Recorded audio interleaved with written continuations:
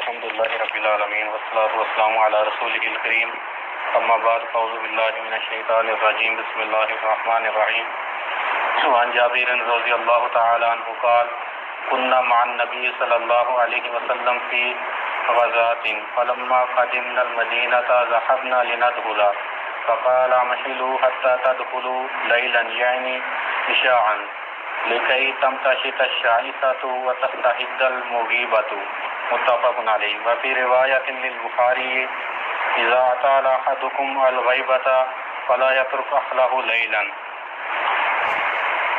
باب جو ہے وہ عشرت النساء یعنی کہ عورتوں کے ساتھ رہنے سہنے کا کیا طرز ہونا چاہیے، کیا طرز اختیار کرنا چاہیے، وہ چل رہا ہے۔ تو اس باب کے اندر آج جو موضوع ہے وہ یہ ہے کہ آدمی جب سفر پر ہو تو تب گھر میں آئے تو کیا آداب سکھلائے ہیں شریعت نے۔ حافظ ابن حجر روایت لائے ہیں حضرت جابر رضی اللہ تعالیٰ عنہ کی۔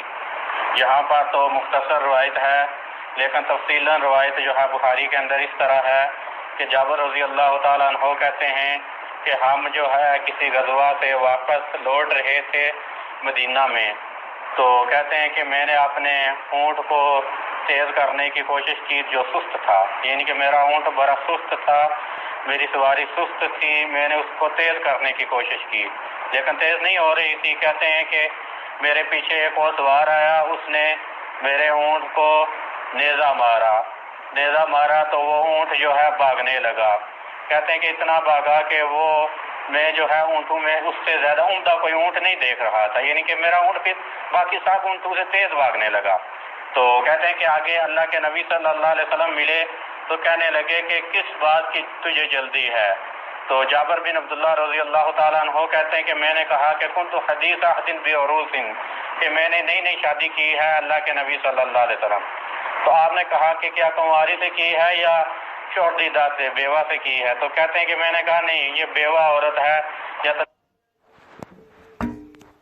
طلاق یافتہ اس سے کی ہے۔ تو کہتے ہیں کہ اللہ کے نبی صلی اللہ علیہ وسلم نے کہا کہ تو نے کنواری سے کیوں نہیں کی کہ وہ تیرے ساتھ کھیلتی اور تو اس کے ساتھ کھیلتا؟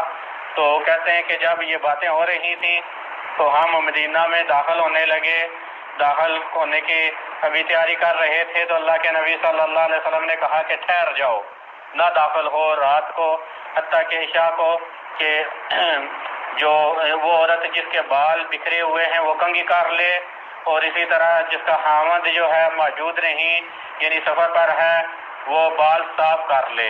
یہ روایت جو ہے بخاری اور مسلم دونوں کے اندر ہے، یعنی کہ جلدی نہ داخل ہو، تم موقع دو کہ وہ بکھرے ہوئے بالوں کو جو ہے کنگھی کر لے، اور اسی طرح غیر ضروری بال جو ہیں ان کو صاف کر لے۔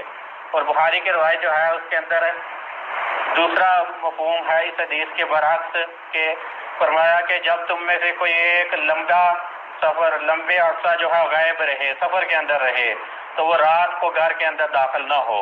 تو یہ روایت اس مفہوم کے مخالف ہے۔ پہلے کے اندر یہ تھا کہ ٹھہر جاؤ، کہ اس کو موقع دو، رات کو داخل ہو سکتے ہو لیکن موقع دو، لیکن اگلی روایت جو ہے اس کے اندر یہ ہے کہ فرمایا کہ رات کو داخل نہ ہو، حتیٰ کہ اللہ کے نبی صلی اللہ علیہ وسلم کا معمول بھی حضرت انس بن مالک رضی اللہ تعالیٰ عنہ بیان کرتے ہیں کہ جب نبی صلی اللہ علیہ وسلم سفر سے واپس ہوتے تو رات کو گھر کے اندر داخل نہ ہوتے، بلکہ آپ صبح کو یا دوپہر کے بعد جو ہے، دوپہر سے لے کر شام کا جو درمیانی وقت ہے اس وقت میں داخل ہوتے گھر کے اندر۔ یہ اللہ کے نبی صلی اللہ علیہ وسلم کا معمول بیان کرتے ہیں۔ تو اصل میں بات یہ ہے کہ اگر عورت کو بتایا نہیں ہے تو تب جو ہے رات کو گھر کے اندر آنا نہیں چاہیے۔ اگر عورت کو پتہ نہیں ہے کہ میرا خامن جو ہے وہ گیا ہوا ہے، اس نے آج آنا ہے، تو بتایا نہیں ہے، تو پھر ایسی صورت میں رات کو گھر کے اندر نہیں جانا چاہیے۔ کیوں؟ اس لیے کہ عورت جو ہے اس وقت اس نے ہو سکتا ہے بال بکھرے ہوں اور اسی طرح صفائی ستھرائی کا اس نے اہتمام نہ کیا ہو، تو خاوند جب دیکھے گا تو نفرت پیدا ہوگی۔ دیکھیں شریعت جو ہے ایسے اسباب اور دعائی جو ہیں ان سے روکتی ہے کہ یہ جو رشتہ جس کو فرمایا کہ جعل مودۃ و رحمہ، کہ محبت اور رحمت والا بنایا، تو اس کے اندر جو ہے ایسے اسباب جو نفرت کا باعث بنے ان سے روکتی ہے شریعت۔ تو رات کو داخل ہوگا تو بال بکھرے ہوں گے، کیونکہ سونے کا وقت ہے، بال بکھرے ہوں گے، اور اسی طرح جو ہے صفائی ستھرائی کا اہتمام نہیں ہوگا، تو اس لیے فرمایا کہ ایک تو یہ شرط ہے کہ سفر لمبا ہو. اگر تھوڑا سفر ہے جس پر گیا ہے مرد، عورت کو بھی پتا اس نے رات کو واپس ہی آ جانا ہے، تو پھر یہ جو ہے ایسی ادب نہیں ہے. بلکہ اگر لمبا سفر ہے، کوئی نہیں پتا تھا کہ کتنے عرصے بعد آئے گا، اور اسی طرح جو ہے رات کو آتا ہے تو اچانک نہیں آئے، بتا کر آئے.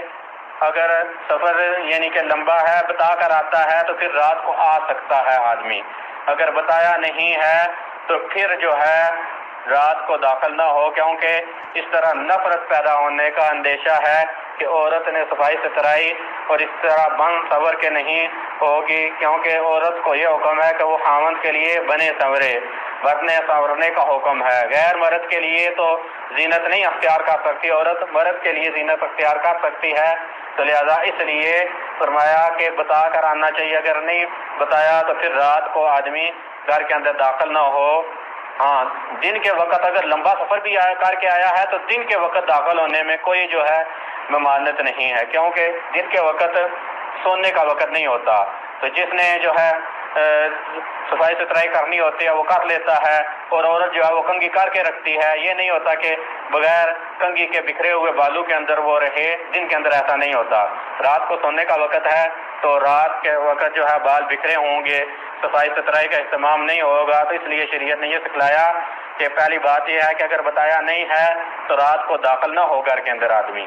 اگر بتایا ہے تو پھر موقع دے دے اس کو کہ وہ صفائی ستھرائی کا، بال کو سنوارنے کا اہتمام کر لے عورت. اسی طرح ایک ادب شریعت یہ بھی سکھلاتی ہے کہ خاوند اور بیوی کے درمیان جو ہے رشتہ جو ہے اس کے اندر جو ہے حقوق کی جو ادائیگی ہے، یہ جو ہے یہ ایک پردہ کی بات ہے. یہ لوگوں کو بتانی نہیں چاہیے، کیونکہ آج کل جو ہے یہ معمول بن گیا ہے.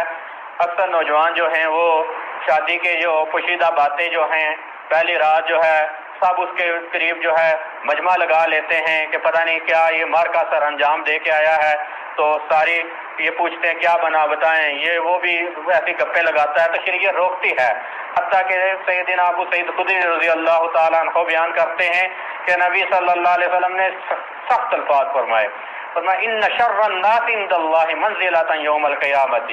فرمایا کہ اللہ کے نزدیک لوگوں میں سے بدتر، برا ترین، گندا ترین، غلیظ ترین وہ آدمی ہے قیامت کے دن. وہ آدمی ہوگا فرمایا کہ جو عورت سے ملتا ہے، عورت اس سے ملتی ہے، یعنی کہ اپنے حقوق کی ادائیگی کرتے ہیں دونوں. تو فرمایا ثم ینشر سرها، پھر وہ اپنے پوشیدہ جو باتیں ہیں ان کو جو ہے واضح کر دیتا ہے، لوگوں کو جو ہے منتشر کر دیتا ہے لوگوں کے سامنے، ان کی مشہوری کرتا ہے. یہ روایت صحیح مسلم کی ہے. تو یہ نہیں کہ برا ترین آدمی اس کو قرار دیا جو پوشیدہ باتوں کو لوگوں کے مابین بیان کرے. تو لہذا یہ جو چیزیں ہیں یہ پوشیدہ باتیں ہیں، یہ میاں بیوی کے درمیان ہی رہنی چاہیے، اس سے آگے نہیں بڑھنی چاہیے. آگے بڑھانا جو ہے وہ بدبختی کی علامت ہے، انسان کے برا ہونے کی علامت ہے. نبی صلی اللہ علیہ وسلم کی زبانی فرمایا کہ برا ہے وہ آدمی لوگوں میں سے، یعنی کہ دنیا کائنات کے جو لوگ ہیں ان میں سے سب سے برا وہ آدمی ہے جو ایسا کام کرتا ہے، پوشیدہ باتوں کو لوگوں کے سامنے بیان کرتا ہے. تو لہذا یہ پوشیدہ باتیں جو ہیں ان کو آگے بیان کرنا نہیں چاہیے. ہاں، اگر ایسا معاملہ ہے، کوئی قانونی پہلو ہے عدالت کے اندر، کیونکہ شریعت بعض چیزیں ایسی ہیں جن کے اندر یہ بتاتی ہے کہ آدمی نے عورت کے ساتھ جو ہے علیحدگی اختیار کی تھی یا نہیں، حقوق ادا کیے تھے کہ نہیں. بعض معاملے جو ہیں قانونی شرعی طور پر جو ہے پھر عدالت کے اندر جب معاملہ پہنچے تو عدالت، قاضی، حاکم اگر پوچھے، تفصیل پوچھے مرد سے یا بیوی سے تو پھر وہ بتا سکتے ہیں. ویسے عام جو ہے اس طرح لوگوں کو بتانا، دوستوں یاروں کو، یہ منع ہے. قانونی پہلو ہے، قانونی تقاضا ہے، شریعت کے کسی حکم کے متعلقہ جو ہے اگر قاضی یا حاکم پوچھتا ہے یہ چیز تو اس کو بتایا جا سکتا ہے. ویسے جو ہے دوستوں یاروں کو بتانا یہ شریعت کے اندر منع ہے، حرام ہے، برا ہونے کی علامت ہے، اس سے بچنا چاہیے. تو کل کے درس کے اندر یعنی کہ اگلا جو درس ہوگا اس کے اندر بیان ہوگا کہ بیوی کے جو حقوق خاوند کے ذمے ہیں، یعنی کہ بیوی کے حقوق، خاوند کے فرائض، یہ جو ہیں انشاءاللہ اگلے درس کے اندر بیان ہوں گے. واستغفر اللہ لی ولکم ولسائر المسلمین والمسلمات. آخر دعوانا الحمد للہ رب العالمین.